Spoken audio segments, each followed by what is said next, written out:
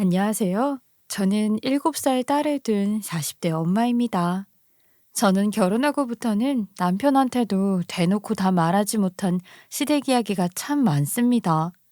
다른 건 시시콜콜한 거 하나까지도 다 공유하는 사이인데요. 이상하게도 시댁 문제는 속마음을 다 끄집어내 말하기가 참 어렵더라고요. 말 한마디도 괜히 골라서 하게 되고요. 아무리 제 남편이라고 해도 말이죠. 그렇다 보니까 혼자 쌓인 게 참 많았는데요. 어디 풀어놓을 데도 없고 하던 참에 이 채널을 알게 돼서 참 반갑더라고요. 일어나서 잠들 때까지 시간 가는 줄 모르고 조용히 듣다 보니 하루는 제 이야기도 보내봐야겠다는 생각이 들었어요. 좀 더 빨리 알았더라면 결혼 초부터 당했던 그 억울하고 분한 일을 다 쏟아내고 싶네요. 그래도 이미 다 지나고 묵은 이야기 말고 최근에 일어났던 충격적인 일을 먼저 전해드릴까 합니다. 제가 얼마나 그날 시원하게 큰 소리를 치고 왔는지 아직도 그날만 생각하면 채증이 내려가는 기분이에요. 그리고 지금은 일 때문에 그렇게 콧대 높던 신우가 제 앞에서 고개도 못 들고 벌벌 떨면서 살고 있어요. 아마 세상에서 제일 무서운 게 제 입이 열리는 순간일 겁니다. 이 엄청난 비밀을 여러분들한테 털어놓을까 해요. 잘 들어주세요. 저는 남편보다 2살이 더 많은데요. 저도 솔직히 연하인 사람하고 결혼까지 하게 될 줄은 꿈에도 몰랐어요. 우리 인연은 아주 오래전부터 시작됐는데요. 제가 대학에 입학해서 한창 풋풋한 대학생이었을 때 방학 때마다 짐을 싸서 고향집에 내려와 있었는데 그때 우연히 동네에서 알고 지내던 한 아주머니가 저한테 아들 과외를 해달라고 부탁을 하더라고요. 방학 때라 내려와 있는 거죠? 딱 한 달만이라도 도와줘요. 응? 지금 내가 설명은 자세히 못하는데 우리 아들한테 일이 좀 있었거든요. 애를 학원 보내고 그럴 상황이 아니라서 그래요. 누가 이럴 때 옆에서 좋은 얘기도 해주고 그랬으면 싶어서. 얼마 주면 돼요? 집은 여기 바로 옆 동네라서 가까워요.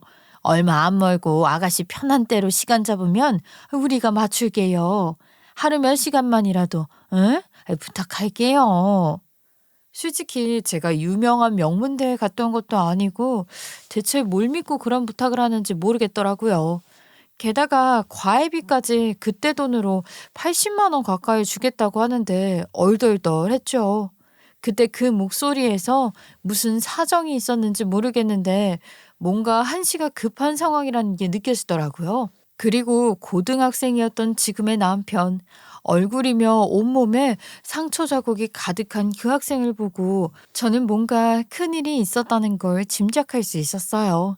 착실해 보이기만 하는 평범한 남학생이었는데 괴롭힘을 당한 건지 아니면 착한 얼굴과는 달리 사고 뭉치라서 밖에 나가기만 하면 싸우고 들어오는 건지 저도 일부러 묻지는 않았지만 지푸라기라도 잡고 싶어 하는 어머니 부탁을 그냥 들어드리고 싶다는 생각뿐이었어요. 그리고 긴장 속에서 첫 수업을 하던 날 다짜고짜 저에게 이 말을 하는 겁니다. 선생님, 저 무조건 서울로 대학 가야 돼요. 어떻게 하면 돼요? 과는 상관없어요. 서울로 가게 해주세요. 전교에서 10등 안에 들게요. 밤을 새서라도 할게요. 저는 꼭 서울로 가야 돼요. 그러니까 숙제도 많이 내주시고 선생님이 시키는 건 뭐든지 다 할게요. 애처롭게 말하는 그 초롱초롱한 눈을 보는데 저도 모르게 긴 말보다 그냥 꼭 안아주고 싶더라고요. 그만큼 안쓰러운 마음이 들었습니다. 근데 무슨 일 있었는지 물어봐도 돼? 나도 알아야 할 것 같아서 그래. 애들이 괴롭혀서요. 이것도 이유 없이 맞은 거예요. 그냥 어느 날 갑자기 학교에 가니까 제가 걔들 먹잇감이 돼 있더라고요. 눈만 마주치면 아무 때나 치고 괴롭혀도 되는 사람이 돼 있는데 나중에는 학원까지 쫓아와서 공부도 못하게 됐거든요. 정말? 아니 어떻게 이런 일이 아직도 학교에서 있어. 학교엔 알린 거야? 알렸는데 달라진 것도 없고 아무 소용도 없어요. 이 싸움은 6대 1이라서 나중엔 제 말이 거짓말이 되더라고요. 그렇다고 갑자기 엄마랑 아무도 없는 데로 전학 갈 수도 없고. 아휴, 아무리 그래도 그렇지 이 꼴이 될 때까지. 방학 되니까 학교 안 가잖아요. 그러니까 찾아와서 때리고 가더라고요. 몸은 다 컸어도 마음은 여린 아이였는데 이렇게 다 자라지도 않은 애가 상처 입은 걸 눈앞에서 보고 있으니 제 속이 다 끓어오르더라고요. 당장 손잡고 학교로 쫓아가서 선생부터 괴롭힌 그 아이들 나와보라고 소리치고 싶은 심정이었습니다. 그래도 이야기를 나누면서 어리지만은 않구나. 참 똑똑하고 의젓하다고 느낀 게 이런 상황에서도 본인보다 이혼하고 혼자인 엄마를 더 걱정하고 있더라고요. 그리고 더 놀라웠던 건 그 애가 찾아낸 똑똑한 복수였죠. 선생님이 덩치 크고 힘 좋은 남자가 아닌 게 너무 억울하다 정말. 전 걔들하고 똑같이 안 되려고요. 생각해보니까 제가 주먹을 써봤자 경찰서만 갈 것 같고 제 점수 깎는 일이더라고요. 지금 잘 될 방법은 공부밖에 없어요. 공부 잘해서 걔들보다 좋은 대학 가고 나중에 커서 더 좋은 직장 다니면서 잘 사는 게 복수일 것 같아요. 그래서 제가 엄마한테도 과외 선생님 찾아달라고 부탁한 거예요. 아, 솔직히 선생님, 아니, 그냥 누나라고 할게. 나도 그렇게 잘한 편은 아니었거든. 그래서 너한테 과외해주러 오는 것도 조금 걸리더라고. 명문대 다니고 그런 것도 아니고. 아니에요. 선생님밖에 없어요. 도와주세요. 부족하겠지만 나름 열심히 해볼게, 그럼. 나도 네 이야기 들으니까 목표가 확실히 생긴다. 내가 공부 잘하는 친구들한테도 다 물어봐 줄 테니까 언제든 연락해. 그리고 나도 네가 생각한 대로 그렇게 됐으면 좋겠어. 우리 같이 성공해서 갚아주자. 자, 약속. 저도 그때부터 다시 고3이 된 기분이었습니다. 정말 이런 생각으로 인생을 걸고 싸우는 애가 이기는 모습을 같이 보고 싶은 마음도 컸죠. 그래서 친구들에게도 도움을 요청해 문제집이며 비법 노트까지 받아 전해주고 그 지옥 같은 곳에서 어떻게든 벗어나게 해주려고 힘닿는 데까지 도왔습니다. 그래서 방학이 끝나고 난 뒤에도 주말이면 내려와서 공부하는 걸 도와줬어요. 그리고 그때부터 저를 더 의지하고 따르는 모습을 볼 수 있었죠. 그렇게 독한 마음으로 목표를 바라보며 달려왔고 2년 뒤 남편은 저보다 더 좋은 대학에 가게 됐습니다. 그때부터 자신감도 생기고 그늘이 싹 사라져 가더라고요. 그리고 서울에 와서 적응하는 동안에도 우리는 서로 자주 만났고 취업하는 중요한 일이 있을 때마다 축하하고 만나는 일이 당연해졌죠. 그리고 길진 않았지만 서로 연애하는 모습도 볼 수 있었어요. 그렇게 익숙해서 몰랐던 우리 관계를 연인 관계로 바꾼 것이 바로 남편이었어요. 나 다음 달에 호주 가 누나. 학생 교류 프로그램이 있어서 신청했는데 한 1년은 한국에 못 올 거야. 누나 나 보고 싶으면 어떡할래? 내가 메일 보낼 테니까 자주 연락해. 알았지? 웃기시네. 보고 싶기는 매일 귀찮아서 안 쓸 거야. 너나 기다리지 마라. 그런데 생각지 못하게 남편의 메일을 기다리는 사람은 늘 저였죠. 떨어져 있으니 정말 너무 그립고 보고 싶단 말이 어떤 건지 알겠더라고요. 그에 반해 외국에 가서 다양한 친구들 사귀고 거기서 재밌는 시간을 보내느라 바쁜 남편과는 달리 저는 점점 그 사람의 빈자리를 더 크게 느끼고 있었어요. 내가 없어도 잘 산다는 생각이 드니까 야속한 마음도 생기더라고요. 그러던 중 한 달 가까이 걸려 도착한 엽서에 돌아가면 진지하게 만나자는 고백이 쓰여 있더라고요. 일부러 연락 안 하고 지내면서 저에 대한 마음을 생각할 시간이 필요했는데 이제 확실해진 것 같다면서요. 그렇게 우리의 긴 인연은 결혼으로 결실을 맺게 되었어요. 절 오래 봐온 시어머니도 20대 때부터 제 모습을 좋게 봐왔다면서 나이 같은 게 무슨 상관이냐면서 반갑게 맞아주셨죠. 오랜 인연이다 보니 서로 모르는 거 하나 없을 정도로 서로를 잘 알아서 결혼하고도 부딪히는 일은 크게 없었어요. 또 잦은 싸움이 터질 때마다 누나 선생님 호칭을 바꿔가며 남편이 장난치는 통에 웃음이 나서 큰 싸움이 되지도 않더라고요. 그런데 유일하게 딱 하나 걸리는 게 있었어요. 바로 까칠함이 하늘을 찌르는 신우이였죠. 신우는 우리 둘 이야기를 뭐든지 꼬아서 보는 이상한 재주가 있었어요. 근데 둘이 어떻게 만났는지 사람들한테 다 말해? 솔직하게? 네, 왜요? 굳이 거짓말할 필요는 없잖아요. 와, 대단하다. 안 부끄러워?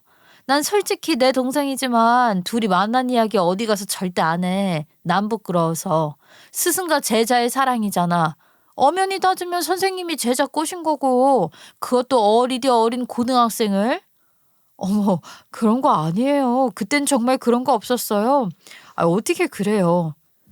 아니, 둘이 공부하라고 붙여놨더니 무슨 연애질을 다 했을까? 올케는 교복 입은 애한테 그런 마음이 들었어? 아, 그게 외국에서나 가능한 일이지? 한국 사회에서는 참 쉽지 않은데 연하를 꽤 밝히는 모양이야. 아니에요. 그때는 전혀 그런 감정 없었어요. 나중에 사회 나와서 나더러 그 말을 믿으라고? 아니, 학생이면 학생이고 남자면 남자지. 뭐 갑자기 시간 지났다고 어떻게 제자가 하루아침에 남자가 돼? 아니, 머리에 교복 입은 모습이 박혀 있어야 정상이지. 가슴에 손을 얹고 생각을 해봐. 옳게 그때부터 마음 있었을 거 아니야. 아, 형님은 사람 참 이상하게 만드시네요.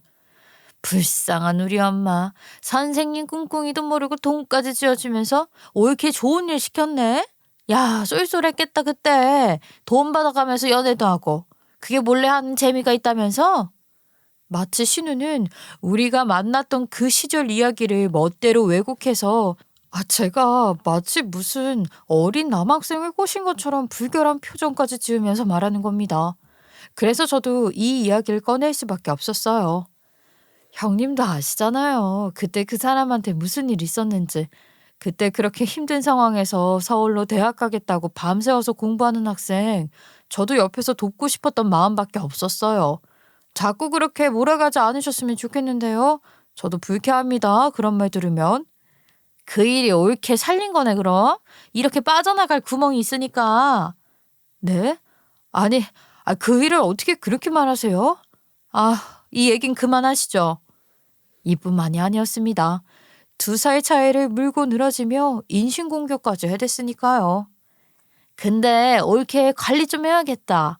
금방 멀리서 둘이 오는 거 보니까 영락없는 스승과 제자야? 옳게 연상인 거 사람들한테 말 안 해도 다들 알지? 내 동생이 또 동안이어서 그런지 모르겠는데 옳게만 나이가 확 드는 것 같네. 이래서 여자 나이는 못 속인다고 그러나 봐.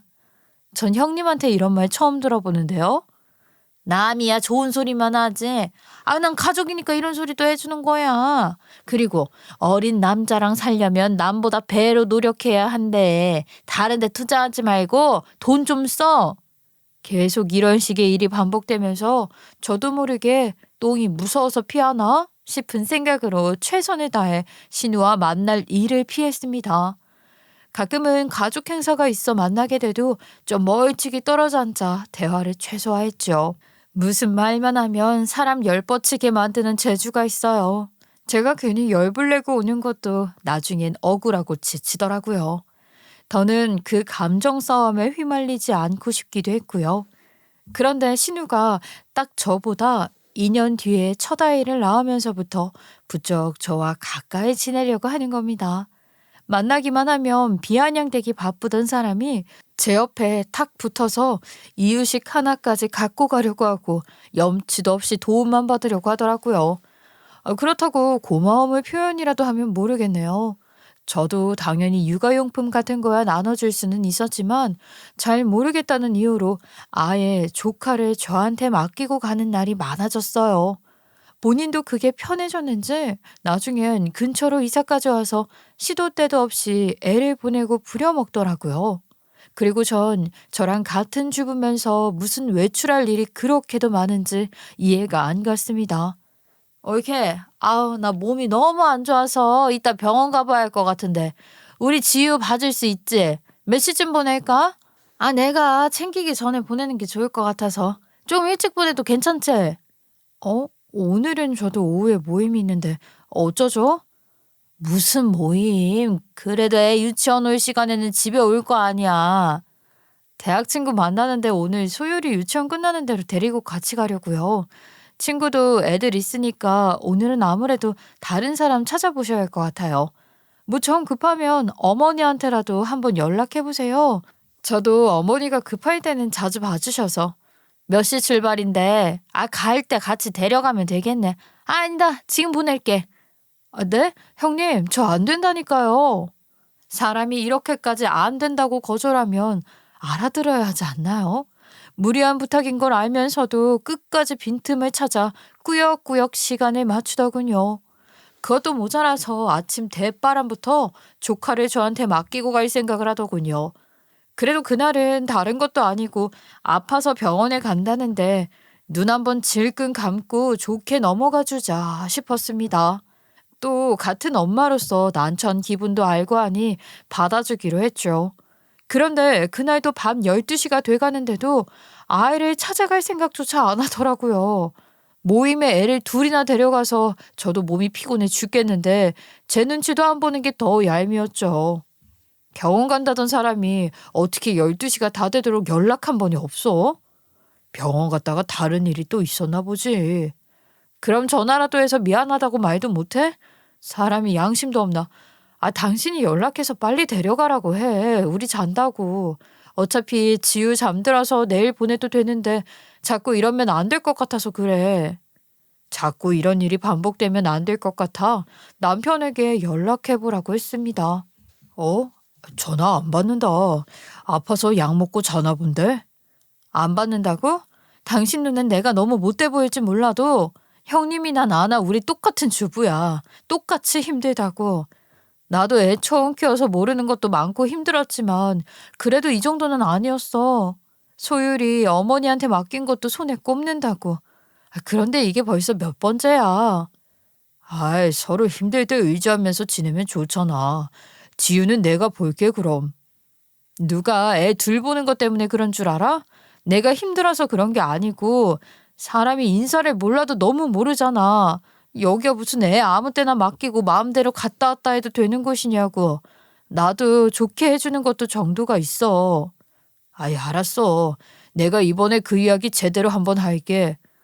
내가 고맙단 말 한마디만 들었어도 이러지는 않겠다. 그날 이후론 한 소리 들은 게 싫었는지 한동안 잠잠하더라고요. 그런데 얼마 안 가서 일이 터지고야 말았습니다. 늦은 새벽에 누가 찾아와서 비몽사몽 눈도 못 뜨고 나갔더니 갑자기 아주버님이 지우를 얻고 와서 약이 없냐고 찾는 겁니다. 얼마나 정신이 없었으면 병원 갈 생각도 못하고 일단 온 것 같더라고요. 보니까 애 몸이 불덩이인데 그 정신이 없는 와중에 형님이 안 보이더라고요. 언제부터 이런 거예요? 몇 도예요? 아, 집에 채운 게 없어요? 잠시만요. 일어나 보니까 그 사람도 안 보이고 언제부터 이런 건지도 모르겠어요. 이렇게 열나는데 애가 울지도 않았어요? 아무래도 응급실 가는 게 낫겠어요. 보니까 약으로는 안 되겠네요. 차키는요? 갖고 오셨어요? 아, 아니다, 아니다. 이 사람 깨워서 같이 가는 게 낫겠어요. 잠깐만 있으세요. 그렇게 정신없이 남편하고 셋이 응급실로 향했고 다행히 병원 도착해서 열은 내렸습니다. 그런데 의문이었던 게 새벽 3시가 다 된 그때 형님은 갑자기 왜 집에서 사라졌는지 알 턱이 없었죠. 뒤늦게 도착한 형님은 아주버님과 서로 언성 높이며 싸우기만 하고 끝까지 말 안 할 거냐 추궁만 하더군요. 저도 대체 뭐가 뭔지, 뭐가 어떻게 잘못된 건지 모르겠더라고요. 거기 괜히 제가 껴서 무슨 말을 하는 것도 경우가 아니란 생각이 들었습니다. 그리고 그날 저녁 형님이 아주버님께도 입을 꾹 다물고 있던 그날의 일을 얘기해 주더라고요. 아, 나 실은 그때 친구 가게에서 일하고 있었어. 옳게만 알고 있어? 그 시간에요? 왜요? 아휴, 난 부끄러워서 말 못했는데 실은 그 사람이 생활비로 너무 숨막히게 해. 100원 하나까지도 간섭한다니까. 사는 게 아니라고. 그래서 시간 될 때 친구 가게에 가서 일 돕는 거야. 푼돈이라도 벌 생각으로. 아주버님이요? 아니, 그렇게 가정적이신 분이 어떻게 그래요? 전에 제가 듣기론 월급도 전부 형님한테 그대로 보내준다고 하던데 아니었어요? 올케가 살아봐. 남한테만 좋아 보이는 인간 속사정 알면 얼마나 힘든지. 그래도 형님, 애들 두고 나가는 건 위험해요. 자다가 사고 날 수도 있고. 애들은 엄마 없으면 되게 불안해하거든요. 그 문제는 아주버님하고 좋게 푸셨으면 좋겠어요. 죽을 것 같으니까 그런 거야, 내가. 살려고 나갔던 거라고. 옳게는 몰라. 제가 형님 편을 안 들고 옳은 말을 좀 했더니 서운한 표정을 짓더라고요. 그리고 갑자기 형님은 제 손을 덥석 잡더니 이 말을 하더라고요. 그래서 말인데, 딱 2달만 도와주면 안 될까? 아무리 찾아도 내 주변에는 옳게밖에 없어서 그래. 엄마한테 다 말할 수도 없는 노릇이고, 정말 옳게뿐이야, 나 살려줄 사람. 어떤 걸요? 일주일에 2번 정도만 나가서 일하고 싶은데, 그 인간 알면 또 난리 나니까 퇴근 전에 끝나는 일로 내가 알아볼게. 가게 하는 내 친구한테 말하면 뭐라도 시켜줄 것 같아서 그래. 올케가 딱 몇 시간만 우리 지우 봐주면 안 돼? 우리 애 올케 말도 잘 따르잖아. 가끔이면 몰라도 매주 봐주는 건 저도 조금 부담스럽긴 해요. 저도 일 생기면 동네 친한 엄마한테 애 하나는 잠깐 부탁하고 그러는데 둘은 꼼짝도 못하고 봐야 한다는 거니까. 내가 딱 비상금만 마련할게. 더 욕심 안 부리고. 약속해. 좀 살려주라 올케. 그리고 형님은 제가 마음 약해질 소리를 이어서 하더라고요. 엄마가 되고 나니 이상하리만큼 아이들 문제엔 이해심이 끝없더라고요. 올케도 애 엄마니까 알잖아. 애한테 뭐든 좋은 거 사주고 싶은데 못해주는 마음이 부모로서 얼마나 괴로운지. 그 인간은 맨날 싼 거 사라고 하니까 애까지 싸구려로 키우는 기분이라서 그게 너무 괴로워서 그래. 나 정말 아무것도 없어. 애만 보고 살아. 알겠어요. 딱 2달이라고 하셨죠? 2달이면 돼. 약속 지킬게. 정말 고마워.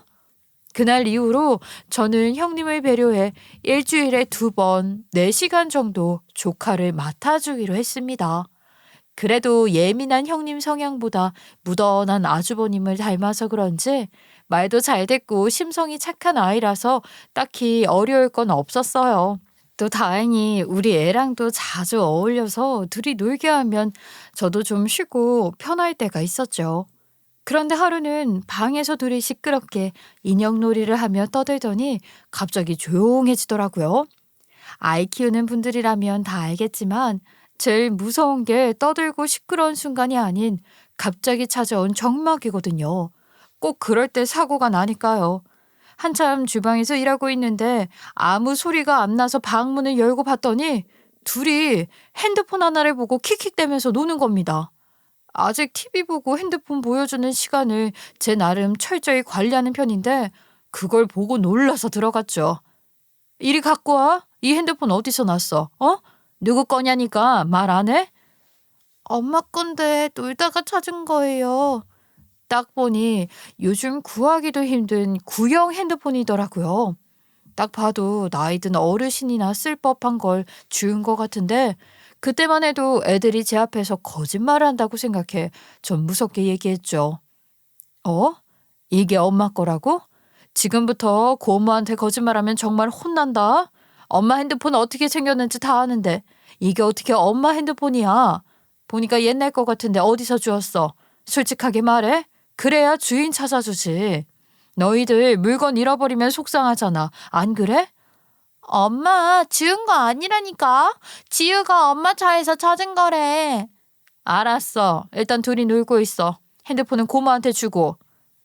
엄마랑 아빠한테 비밀로 해주면 안 돼요? 엄마가 아빠 모르게 숨겨놓은 건데 내가 만졌다는 거 알면 아빠하고 또 싸울 것 같아서 그래요. 맨날 엄마가 우리 가족 아무도 모르게 하고 여기 숨기는데. 그럼 엄마가 차에 숨기는 것도 봤어? 고모 비밀인데요. 우리 엄마요. 아빠가 잠자고 나면 저녁에도 핸드폰 찾으러 나가요.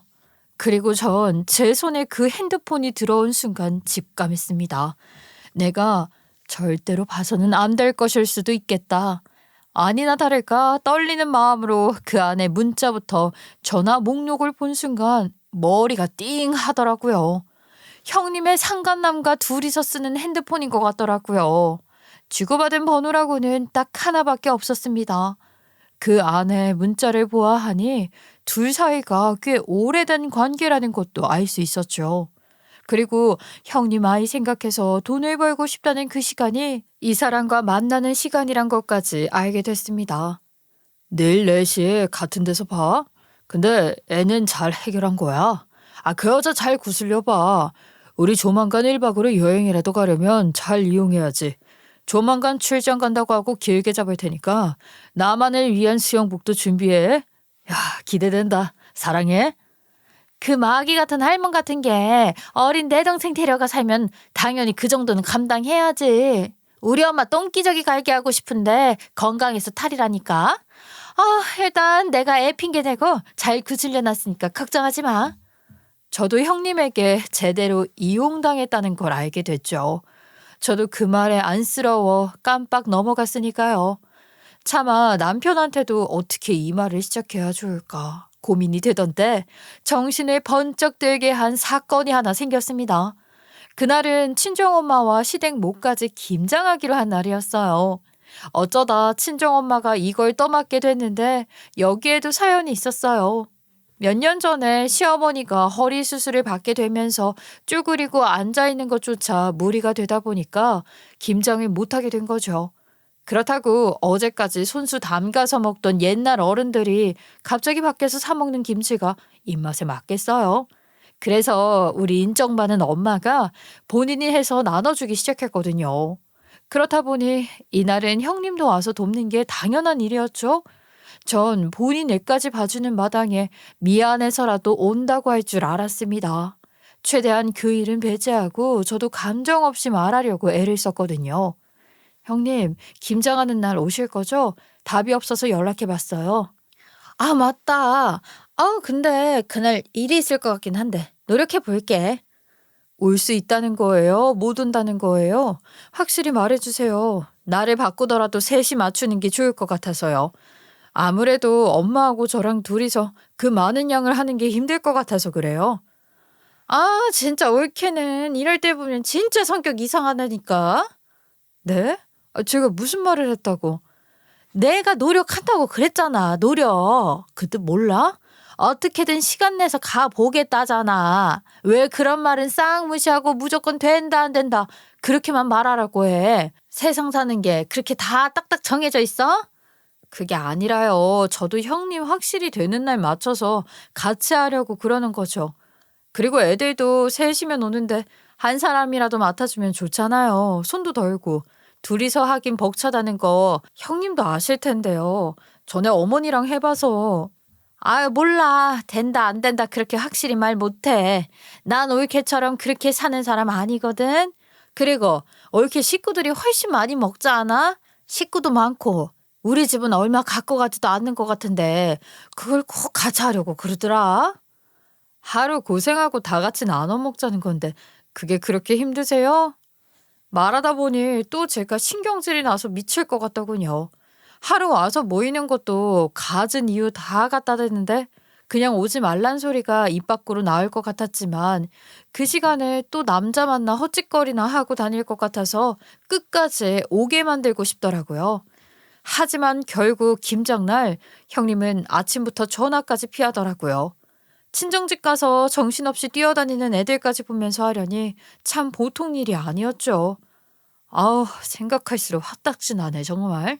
내가 그렇게 오라고 일주일 전부터 연락했는데 노력하겠다면서 끊어버리더라고. 그러더니 아침부터 연락도 안 받아. 참나. 내가 뭐 큰 거 말했어? 정신 없으니까 이럴 때 애들이라도 봐주면 좋잖아.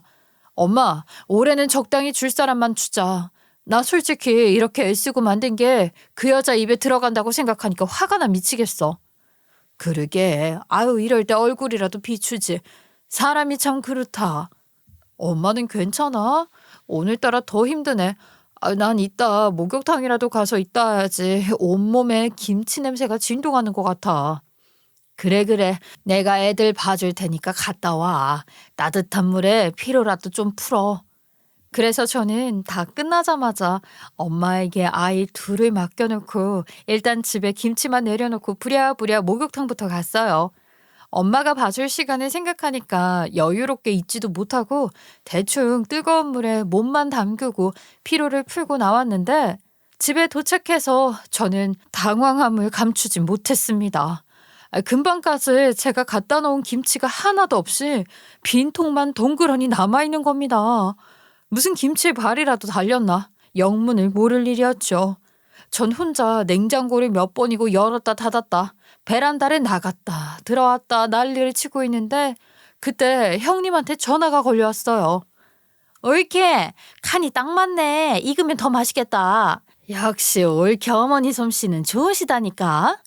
손까지 쪽쪽 빨면서 얄미운 소리를 하는데 말이 안 나오더군요. 설마 형님이 그 김치를 다 갖고 가신 거예요? 왜? 얼마 안 되던데? 간 김에 싹 다 갖고 왔어. 엄마도 나눠주고 그러려고. 아니 형님, 누구 마음대로 그걸 다 갖고 가요, 네? 가보니까 현관문도 열려있던데 뭔 소리야. 갖고 가란 뜻 아니야? 그러길래 누가 현관문까지 다 열어놓으래. 난 당연히 김치 맛이나 볼까 하고 갔는데 있으니까 들고 왔지. 내가 옛날부터 생김치를 그렇게 좋아했거든. 일주일만 지나도 손을 안 대요 나는. 아유, 누가 맨날 새로 담가주면 좋겠다니까. 아무리 그래도 미리 말은 해야 하는 거 아닌가요? 저한테 연락해서 좋게 나눠달라고 하던가요. 오늘 아침에 연락했을 땐 받지도 않으시더니. 그래서 뭐, 나도 노력했는데 어쩔 수 없었어. 말도 없이 이게 무슨 짓이냐고요. 그것도 전화 한 통 없이. 뭐? 지금 나한테 무슨 짓이냐고 그랬어? 야, 김치 좀 갖다 먹은 걸로 무슨 짓이냐고 하니? 신우한테? 김치 좀 갖다 먹은 게 아니죠, 이건. 저도 모르게 언성이 높아졌습니다. 형님 뒤에서 여태 가족들뿐 아니라 절 속이면서 하고 다닌 것까지 생각하니 더 화가 치밀더라고요. 더럽게 치사하게 구네. 원래 음식은 나눠 먹는 거야. 우리 엄마도 맛 좀 보라고 챙겨주려고 좀 들고 왔다. 어쩔래. 그리고 그 올케갈 배달까지 내가 대신해 준 거잖아. 식구끼리 같이 먹는 게 이렇게 억울할 일이야? 소리까지 지르면서 따질 일이냐고. 형님한테 경우도 없이. 경우는 누가 없는데요 지금?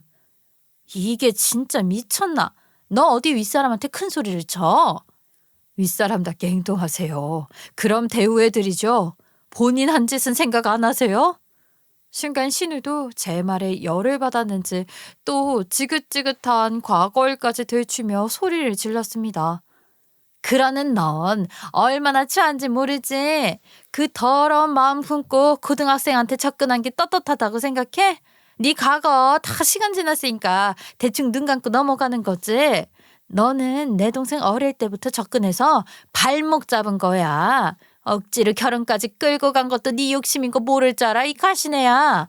참, 모 눈에는 뭐만 보인다더니 딱 그 꼴이네. 너? 지금 뭐라고 그랬냐? 난 옛날부터 정말 궁금했거든요. 왜 이렇게 상황을 나쁘게만 꼬아서 볼까? 근데 어쩔 수 없겠더라고요. 자기가 사는 세상이 그 모양인데 어떻게 제대로 볼 수가 있겠어요? 그렇게 사니까 남도 그렇게 보이는 거죠. 근데 사람이 양심도 참 이렇게 없을 수가 있나 싶어요. 주인도 없는 집 들어와서 김치를 훔쳐가질 않나. 저한테 김치를 담가서 갖다 줘도 부족한 상황 아닌가요? 너 지금 지유 봐준 걸로 생색내고 싶어서 그래? 야, 그냥 대놓고 말해. 생색이요? 그런 형님은 아예 엄마 되는 건 포기하신 거예요? 이게? 야, 무슨 포기? 우리 애 그거 몇 시간 좀 봐줬다고 그러는 거야, 너? 너 지금 나한테 무슨 소리를 짓거리는 거야? 너 네가 저지른 꽃뱀짓 세상에 어디 한번 밝혀봐? 얼마나 웃어지나 한번 볼까? 그래 보세요. 전 떳떳하니까요. 본인이나 부끄러운 줄 아시라고요. 그 어린애 눈에도 다 보이는 짓을 평생 속일 수 있을 줄 알았어요. 형님이 한 그 추악한 행동 가족들한테 얼마나 큰 상처인지 알긴 아시냐고요. 저한테 애 핑계 대고 나갔다 들어오면 어느 날 애가 다 커 있을 줄 알았어요? 그러고도 엄마란 소리를 듣냐고 당신이.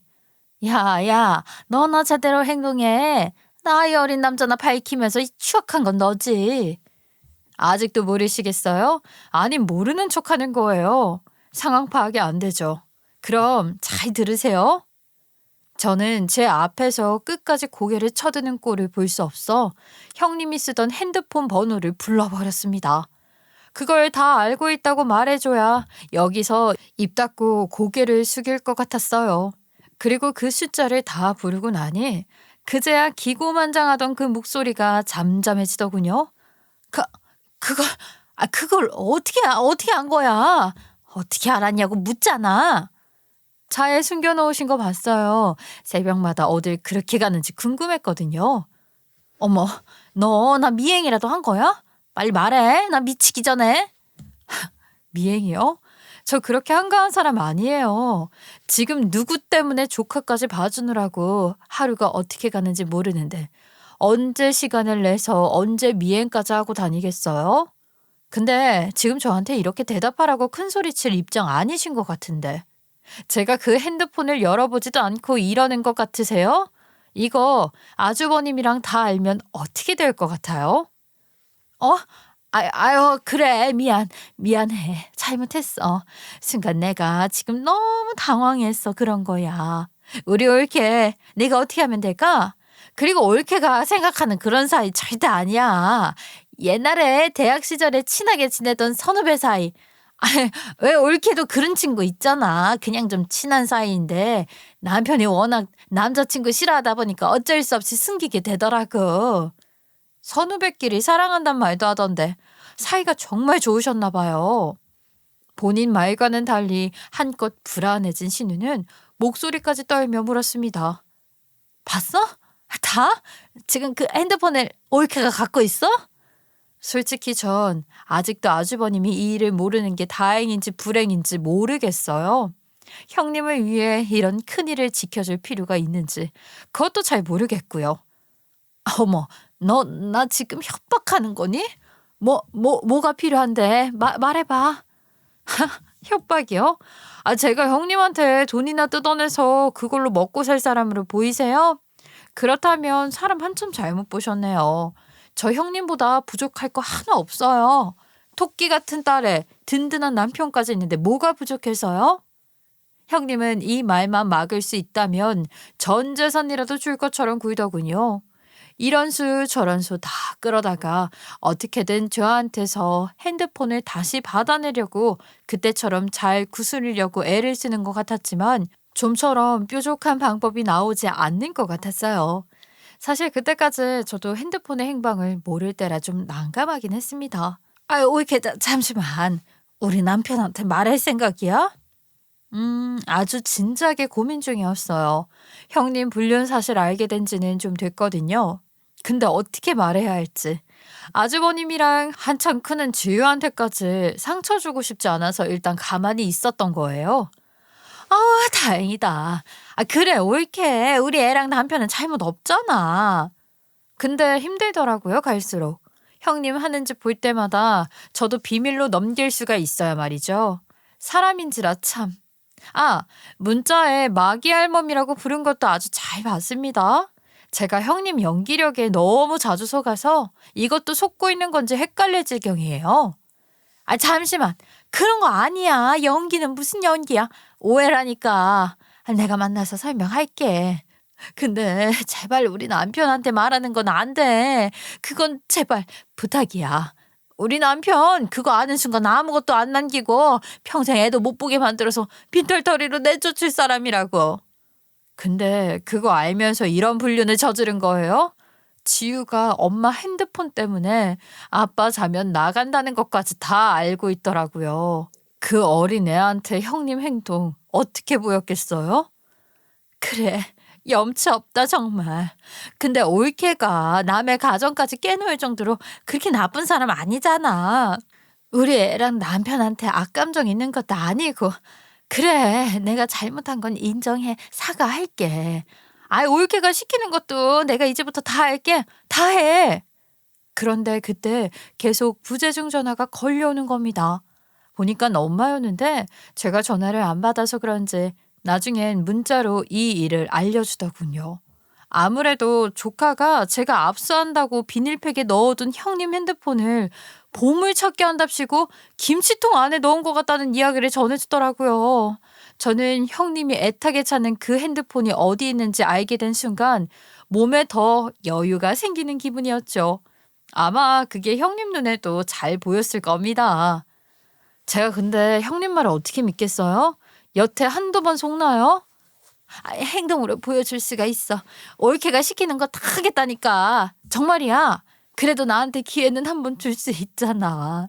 내가 이제 우리 애도 올케한테 절대로 안 맡기고 엄마로서 최선을 다하면서 살게. 그럼 이렇게 된 것 김장부터 넉넉히 할까 봐요. 한 100포기 정도? 어? 김장을? 더 한다는 거야? 그것도 나 혼자서? 왜요? 뭐 못하시겠으면 하지 마세요. 전 상관없어요. 아우 엄마하고 둘이 그 많은 걸 하고 났더니 아직도 삭신이 쑤셔 죽겠는데. 이렇게 김치 좋아하는 형님은 거들떠보지도 않고 손가락이나 쪽쪽 빨아가면서 맛만 보니까 분통이 터지네요 참. 그래 알았어 할게 할 거야. 내가 오늘 재료 준비하고 내일 새벽부터 시작해서 100포기 바로 만들어 놓을게. 그럼 핸드폰은 돌려주는 거지? 제 앞에서 완벽하게 정리까지 다 하고 엄마 역할까지 제대로 하시면 그때 돌려드릴게요. 그리고 제가 복사해서 갖고 있다는 것도 아시죠? 언제든 터트릴 수 있어요. 형님이 한 짓. 한 번의 실수라고 생각해야 비밀로 지켜줄 수 있어요. 형님 가정, 인생, 엄마로서의 자리까지 걸려있단 것만 명심하세요. 형님은 그동안 저한테 한 짓부터 본인이 실수했던 걸 인정하더라고요. 올케, 내가 그동안 올케한테 상처 주는 말 너무 많이 했던 거 다 알아. 용서해줘. 그냥 나도 모르게 올케만 보면 이기고 싶어서 그랬던 거야. 나보다 어린데 못하는 것도 없고 공부도 잘하고 애도 잘 키우고 우리 식구들도 다 올케 얘기만 나오면 칭찬 일색이니까 인정하기 싫었나 봐. 그래도 이렇게 기회 준 거 정말 고마워. 올케 아령이 얼마나 넓은 사람인지 알았어.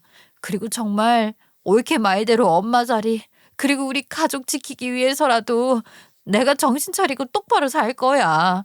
나 그런 인간하고 진지하게 만나고 그럴 생각 추호도 없었어. 그건 알아줘. 그렇게 형님은 그날부로 제 앞에서 꼼짝도 못하는 신세가 되었습니다. 다음날 김치 냄새에 풀풀 풍기면서 혼자 죽어라 얼굴까지 김치 양념색으로 벌개져서 김장하는 모습을 보는데 저도 모르게 입꼬리가 실룩대면서 웃음이 터질 것 같았어요. 그리고 김장이 다 끝나고 난 늦은 저녁 제가 김치통 하나를 열어 거기 안에 들어있던 비닐팩에 든 핸드폰을 형님에게 건네줬습니다. 빨간 양념에 버무러진 핸드폰을 손에 넣자 소스라치게 놀라며 제 앞에서 공손하게 머리를 숙이더라고요. 알았어. 약속할게. 나 정말 잘할 거야. 제대로 살 거야, 이제부터.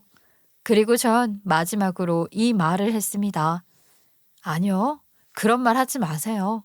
저는 더 이상 말로 상처 주고 말로만 노력하고 그러는 거 저도 안 들을 겁니다. 행동으로 확실하게 보여주세요. 이제부턴 형님이 하는 행동만 보고 판단할 거니까요. 알았어. 나도 개가천선 해볼게.